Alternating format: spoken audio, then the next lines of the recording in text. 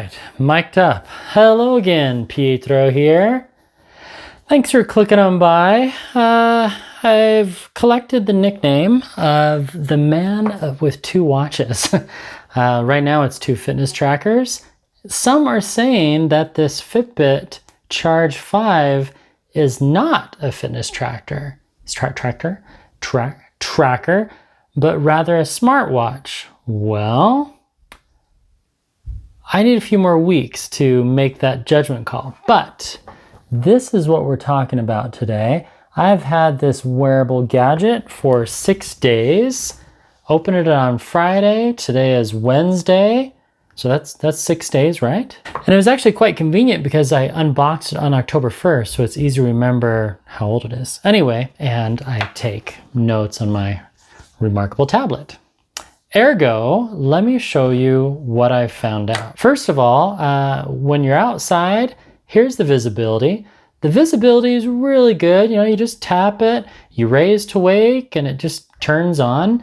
Yeah, it's really easy to read. Now, when you put on polarized glasses, especially indoors, when you're outdoors, it is a little more difficult to read. Very similar to this watch, the Phoenix 6X Pro Solar. I don't know what it is, but certain watches with polarized sunglasses make it difficult to read, well, indoors and out because it's so dark. This one still kind of shines through. It is really bright. So there is tap to wake. It does have AOD. It has SpO2. One mistake they made though is they launched this with electrocardiogram app and it said coming soon. As we well know from this watch, the OnePlus watch by OnePlus, you never just, okay, let me rephrase this. I highly recommend, that you never buy a gadget or anything based upon future promises because often the manufacturer cannot deliver due to FDA restrictions. That's my 10 cents about that. So if you really want EKG, I recommend buying an Apple Watch, which is actually, well, that's not what the video is about. So this one may or may not do it. I'm guessing the sensors on the side are gonna help with that. They also help with that fun thing called something EDA, Electrodermal Activity Scan app, which I'll show you in a minute. Is it better than the Charge 4? Yes, so much better, especially when you're outdoors. I really like how crisp the screen is. I would say as far as their fitness trackers, I didn't test the other one, the something, I'll throw it on the screen. That one was okay. This one is a little wider than the Charge 4. It's definitely easier to read. The bezels are still there, but it works. And here it is in all its glory. Very nice. This is one of the many watch faces that you can put on it. So basically you go down, you have your payments, sleep mode, which you can schedule, screen wake auto, screen wake manual, now it's back to auto, water lock, and which I really like, display settings, brightness, so you can go to dim, normal, or max. I just keep it on dim and then it automatically gets brighter as needed. And then screen timeout you can change, which is really nice. And it kind of warns you, so medium. And yes, always on display. And that is gonna eat up the battery. I'll test that, actually I'll test that next. So I haven't had always on display on. Okay, this will turn off at 22 to save battery. Okay, cool. So it doesn't stay on while you're sleeping. Select sleep schedule, 21 to 7, awesome. And then you just swipe back. So as far as the navigation, the actual screen, I like it. It has quiet modes, heart rate zone customizations. The vibration, it could be better. So let me see if I can get you to hear this. So if I change this to strong, did you hear that? There's normal and there's strong. The strong one is okay. That's all I'll say about that. And that's a quick tour of the settings. It has payments. My cards are not compatible, c'est la vie. Now if we swipe right, We have the notifications. I have a new notification. I have to go to piano lessons. And if I swipe right again, I have exercises. Now these are customizable. These are the ones I chose. As far as how quickly it gets a GPS signal, in my experience, 30 seconds to less than a minute. I'll be swimming with it soon. Swipe right again. Smart Awake, which I'm still testing. And it has alarms that you can set. Based upon past Fitbits, you can go up to 10 alarms. And then if I swipe to the right, we have countdown. We have stopwatch. So there's no beep. It does not make any sounds. And now if I swipe back again, it should take me, there we go. And then there's that EDA scan. Again, that stands for electrodermal activity. And it measures your stress. Basically, you click there and then start. And you gently hold the sides. Now, of course, it's better that you put it on. Now, when it comes to the band, I like this type of band. I'm used to it because I've had Apple Watches. There we go. Hold your device, and then you just breathe. I'll fast forward through this.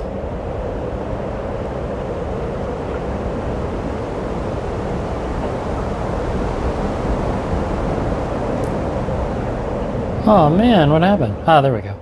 How do you feel? Reflect on your mood after each session. Calm, very calm, neutral. You know, to be honest, I feel a little stressed. EDA responses, 30. Okay, your responses were on the upwards trend.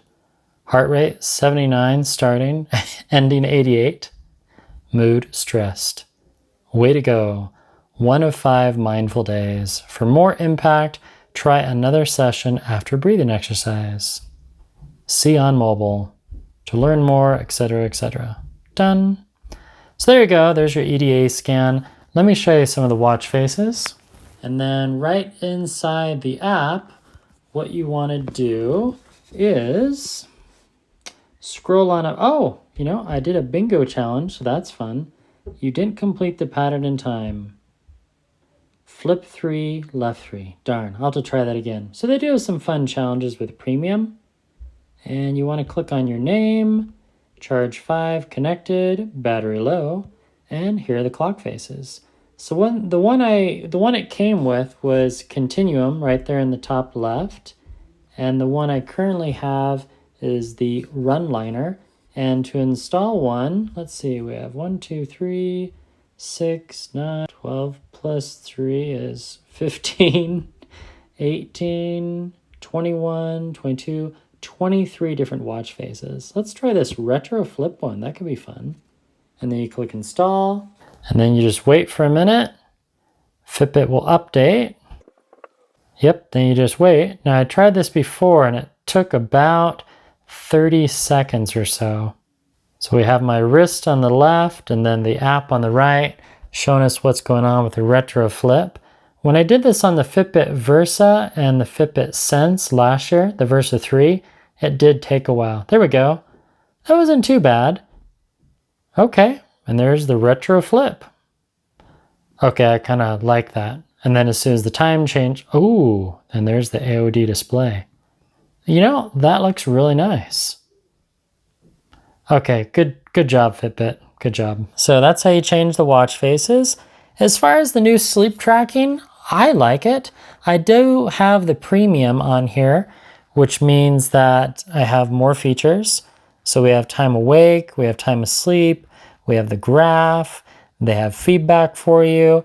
It lets you know where the score is coming from. And then, interesting enough, this score is almost identical to what I was seeing on the Garmin. So I'll push this over to the left, and then, to the right, and then on the left, you're seeing the Garmin Phoenix score. And if we scroll down, there's my sleep. It said 85, and it said deep sleep, 1 hour 21, 1 hour 37. Okay, pretty close.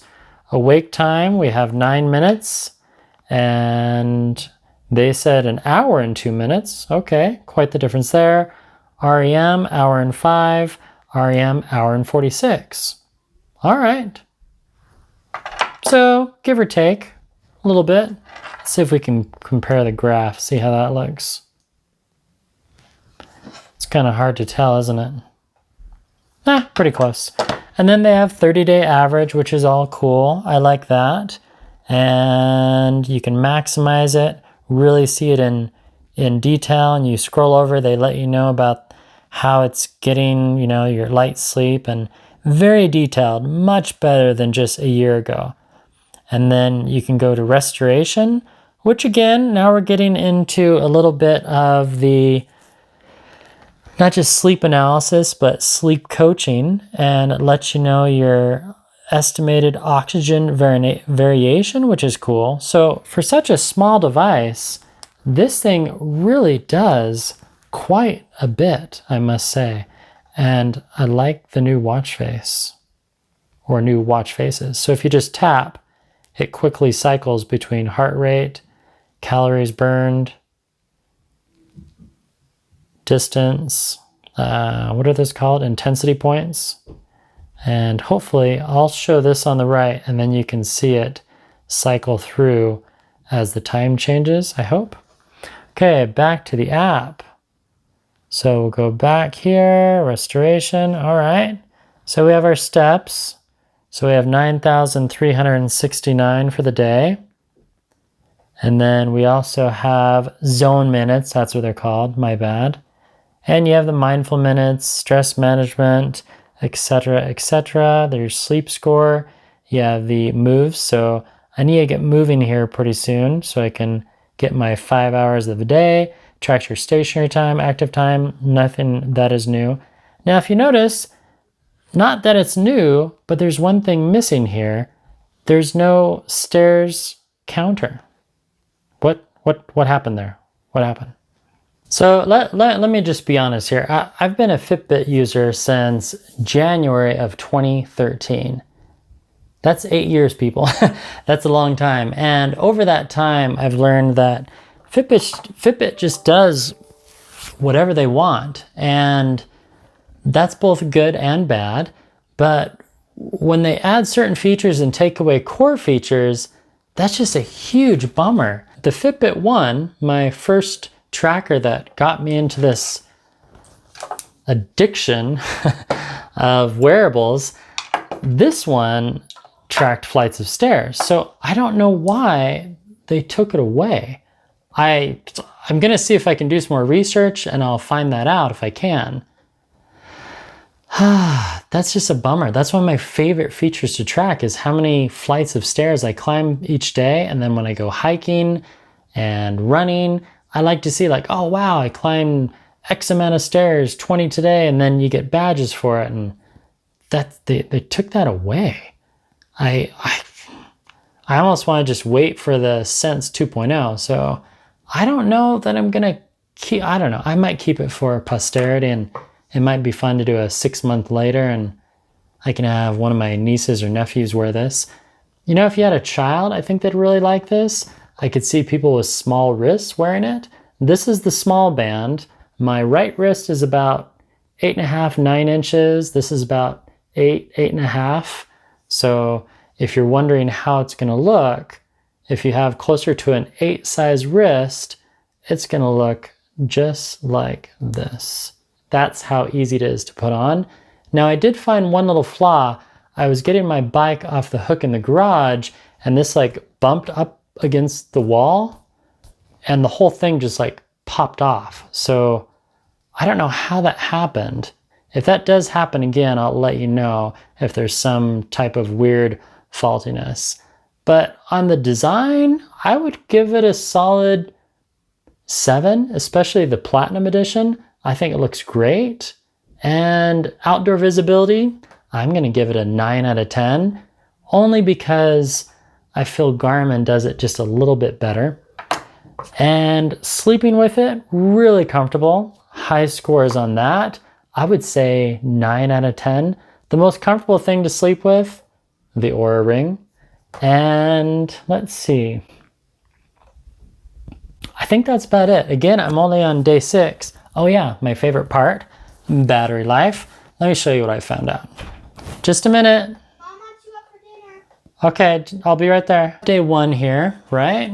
And that was 100%. Day 2, day 3, and now we're down to, oh, this is another nice feature. Let me show you. If you scroll up and you go to your My Day, in the very top, you can see the battery percent. Isn't that awesome? That's a nice feature, and it's so small I can't read it without my glasses. So I'm down to 14% after 6 days.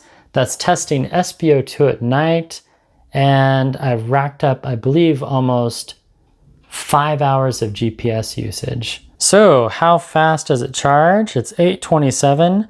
My wife just called me for dinner, so let's plug it in and see. Cable's about 16 inches. Okay, 18:28, time of life.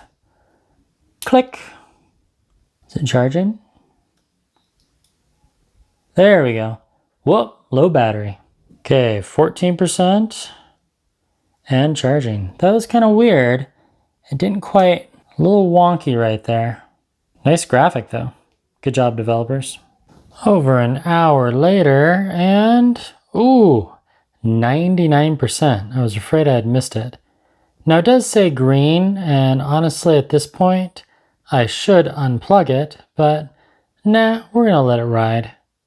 I wanna see if Fitbit is gonna send a notification to my iPhone letting me know that it's charged. Any second now. Now a really cool thing is, while you're waiting for this to charge, if you open up the app and slide the app on down, it will quickly synchronize and it will show you the percentage. The funny thing is, on this screen it shows you the percentage, as you can see right there, but if you click on your person icon, like so, and then go to charge 5, it just says battery full. I wish it really would show the percentage there as well. A lot of inconsistencies throughout the app, but you know, that's either here nor there. So there's my breathing rate that it's tracking, HRV, there's the skin temperature.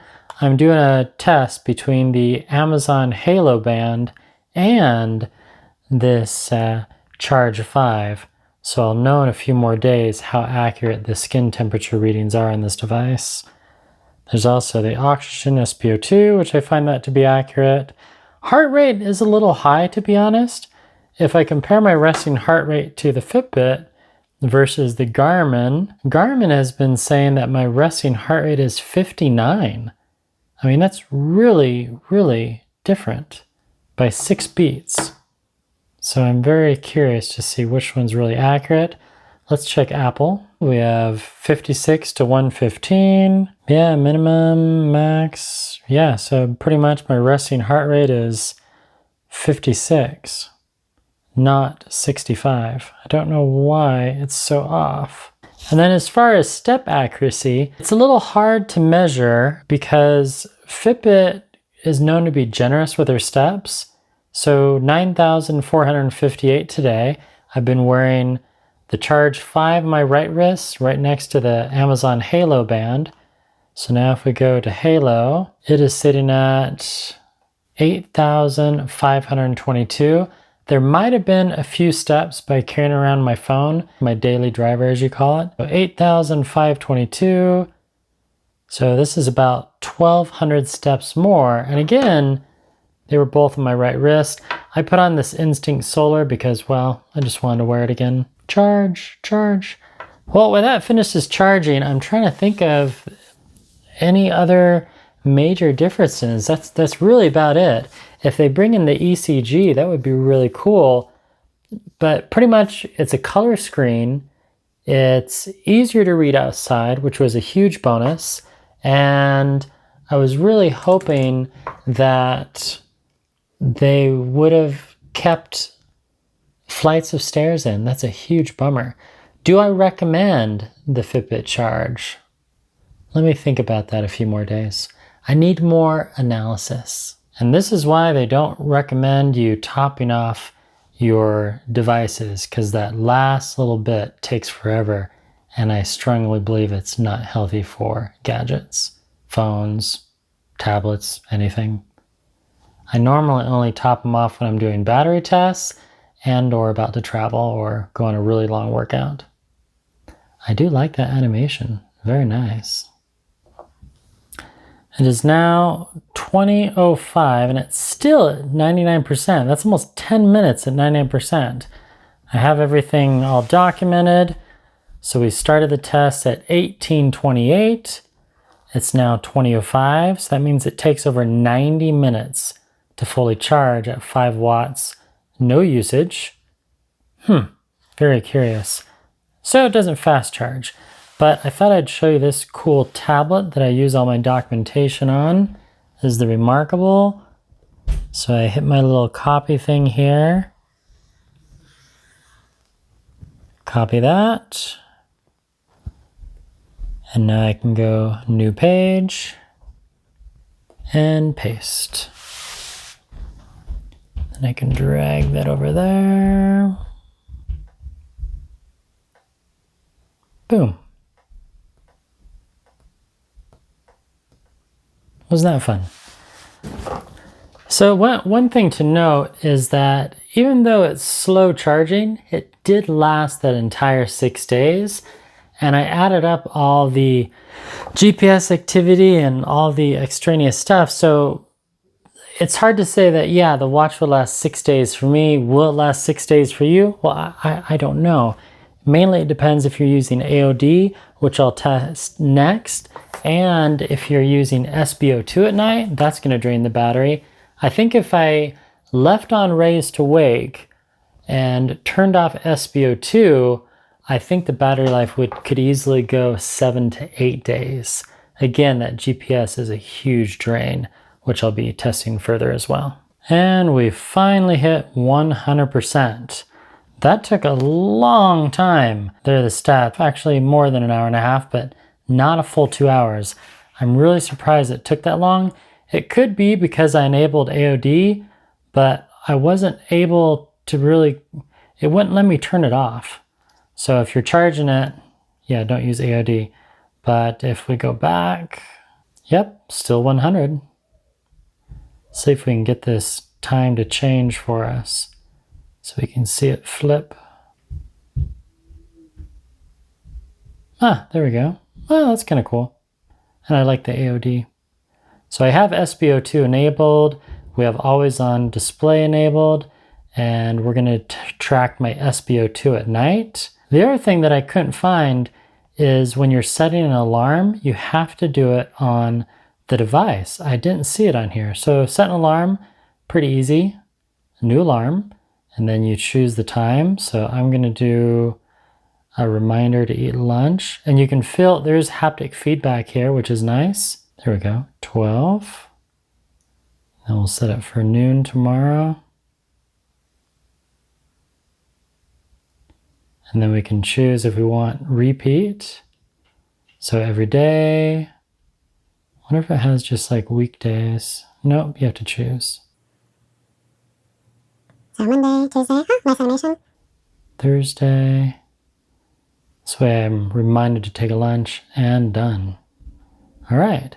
Now Smart Wake, I'm not going to do that because, well, it's not that type of alarm. And then swipe back. So tomorrow I'll be testing that Smart Awake for the first time.